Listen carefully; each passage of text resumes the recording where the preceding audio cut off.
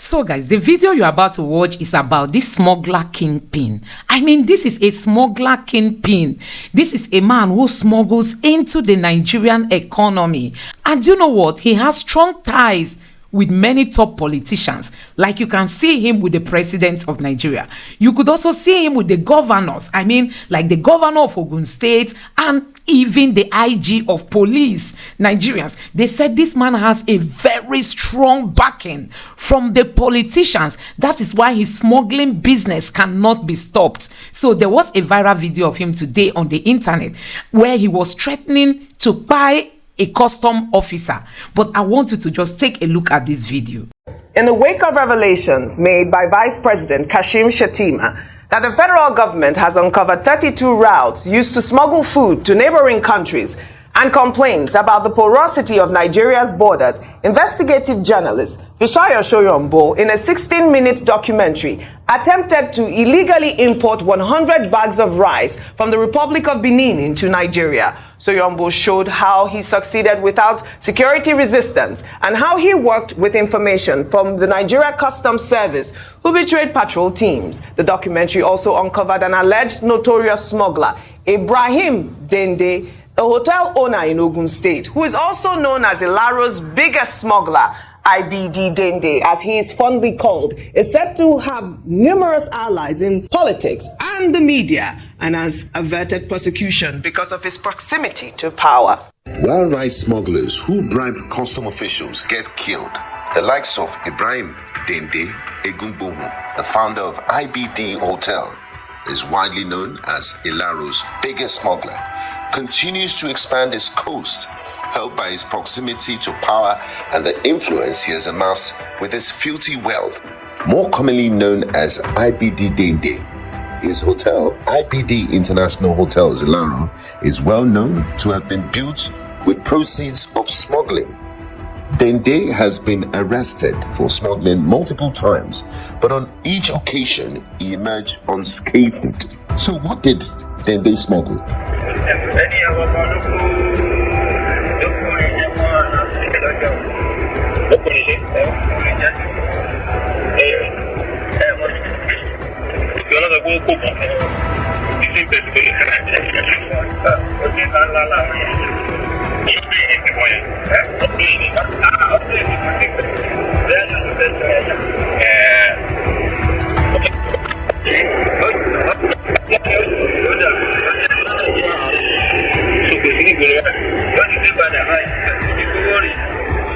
Fine, I'll start with you. I mean, that I start with the IDB Dende story to start with. You saw IBD Dende. Oh, you've heard the song.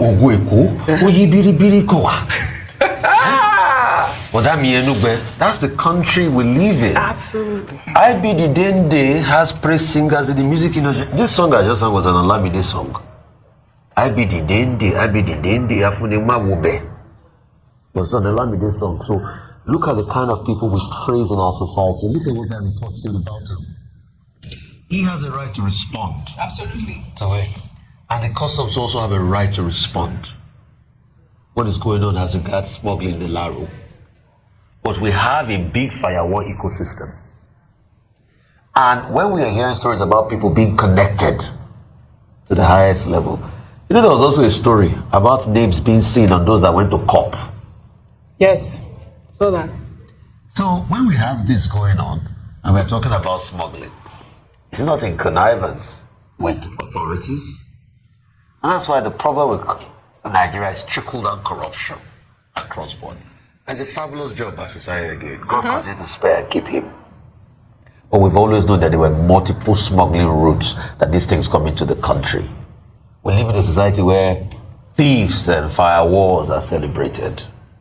So the question remains, will Tinubu prosecute this man, seeing that they are part and parcel of the people, destroying our economy? Anyway, that's the question every Nigerian should be asking. Like you've seen, he has ties with the president, with the governor of Ogun State, and even with the police IG. Nigeria is a joke. So before I take you to the next video, take a look at how the Abian people greeted Alex Oti.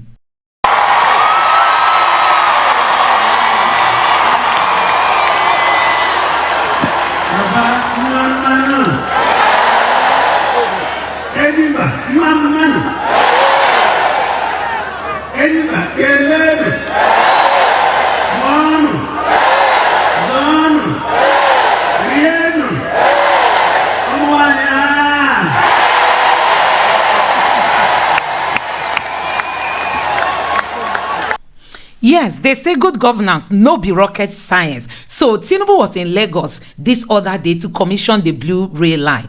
And instead of him to admit to the failures that we've seen recently in government, he was throwing a jab at the NLC for saying that they are going to protest over the hardship Nigerians are going through. Take a look at that video. Allow me to throw a jab here.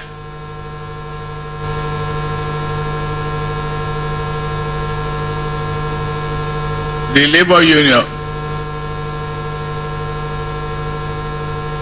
should understand that no matter how much we cling to our freedom and rights, to call for strike within 9 months of an administration is unacceptable. If you want to participate in the electoral process, wait on the 2027.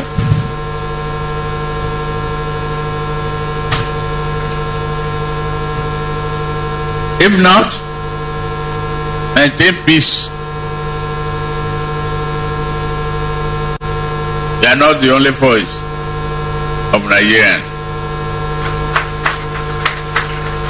So Tinubu is saying that it is wrong to protest against a government that is just 9 months in office. Can you imagine?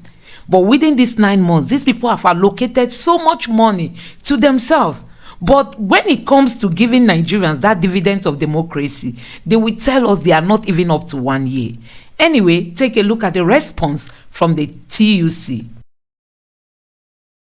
I listened to that comment yesterday where he said that we should wait for 2027, and if we want to contest for an election. For us, I could speak for Trade Union Congress of Nigeria. For us, we are not politicians. For us, we are unionists. It is the right to protest.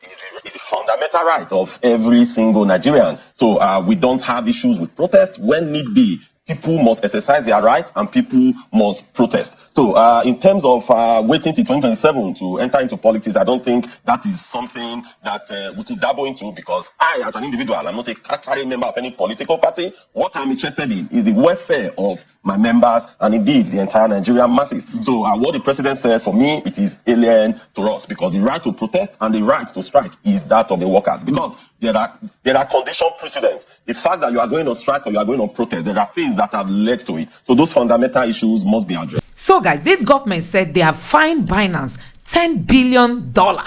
And Binance boldly told them, Nigeria, we are not going to pay you that money.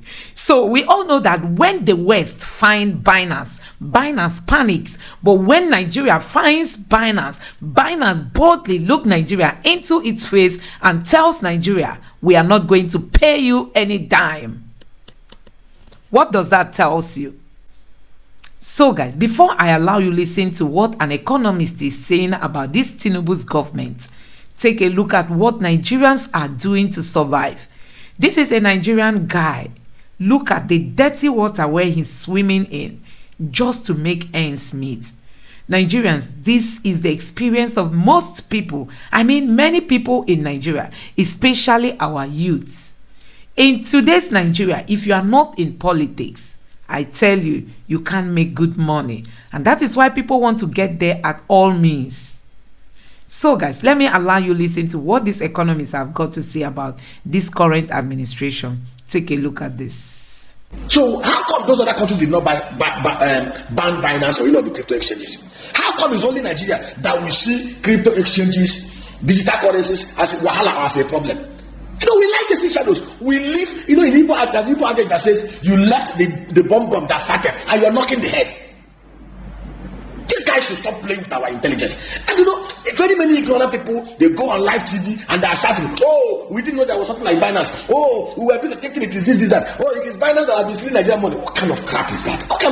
What level of atrocious ignorance is this? If we want to cut corruption in Nigeria, we know what to do. Tackle it from source. We are where we are today because of the corruption, the profligacy, the inefficiencies, the incompetencies of the physical managers of the economy. The Central Bank of Nigeria also need to do in-house cleaning. The house also stinks. We need somebody to tell them this.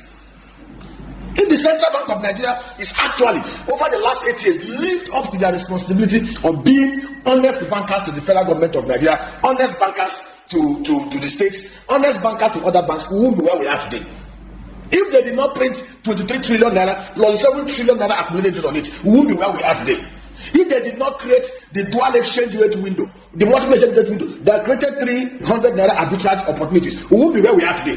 If the CBN over the last decade was not involved in allocating dollars to cronies of those in place of power so that to get their patronages, to get their support, to get their political support, all those stuff, we won't be where we are. We knew what was happening in this market. People were getting dollar allocations. Sanusi Lamido said it. People were getting dollar allocations for doing nothing. They will give the dollar allocations at official rate. They will go to the black market to go and sell it. And we know what was happening. There was massive round tripping that happened over the last 9 years. So basically, what we need in Nigeria today is an independent Central Bank of Nigeria. An independent Central Bank of Nigeria that is alive and faithful to its duties and obligations to the Constitution and the people of the Federal Republic of Nigeria, and not to anybody and not to any interest. We know what to do to fix this economy. They need to regulate hard. They need to sanction hard. They need to be up and running. They need to get the banks to start doing their. The role of any financial institution in Nigeria is financial intermediation. Bridging the gap between the surplus economic units and the deficit economic units. Banks should not, or should not be easy conduit avenues and pipes for criminal and complicit political bandits and their private sector funds to launder money and foreign dollars out of Nigeria. We know and we read stories of people that bought houses in London, bought houses in Maryland, Dubai. It's estimated that over $18 billion worth of properties of Nigerians in Dubai. How did they fund it? Are we stupid? Let us stop making a mockery of ourselves as a nation. If we want to fix this economy, we need to tackle corruption. If we want to ensure price stability, we need to boost productivity. Raising APR to 22.7% and the cash reserve requirement to 45% is an overkill. You will get the hot money to come in. The hot money will inflow into the economy. 6 months they will exit again. Next zero sum game. Catch-22 situation. We need to put in place the ease of doing business environment, security environment, secure environment. We need to put in place the wide infrastructure. Both physical infrastructure, legal infrastructure, justice administrative, efficient and transparent justice administrative infrastructure to make business, honest enterprise here easy to pursue. The global investing world, the global investors are looking at what's happening here. When your justice administrative system is swapped, when people feel that the justice administrative system in Nigeria is very corrupt, where the security agents, where the judiciary or whatever protect the criminals and hunt the innocent people, when people begin to persist with such a criminal and a compromised justice administrative system, they will stay away from investing here. We must have a justice and police administrative system that goes hard against criminals and protect the innocent and honest entrepreneurs in Nigeria. But where you have the honest entrepreneurs being persecuted and the criminals being protected, no honest investor from any part of the world will come to this economy. Let's tell ourselves the truth. If we want to fix this country, if we want to fix Nigeria, we must do the right things. I am tired of negotiating this thing. I am tired of stating most of this. We know what to do. Clip the wings of the governors and the ministers and the politicians who are stealing our naira to pursue dollar, stealing our naira to ferry out of Nigeria. Cut their wings and you will see naira stabilize. Boost productivity within the economy. Let there be productivity. Let there be security. Sector by sector. This country has capacity to produce and export nothing less than $300 billion worth of oil and non-oil goods and the services. But we need to do the right things. Let's stop chasing shadows. Let's stop adopting hurriedly knee-jerk elixir and opiate solutions when we can put put in place sustainable panacea to the problems that we have here. God bless you and thanks for your audience. So guys, the question remains, why is Tinubu not ready to fight corruption?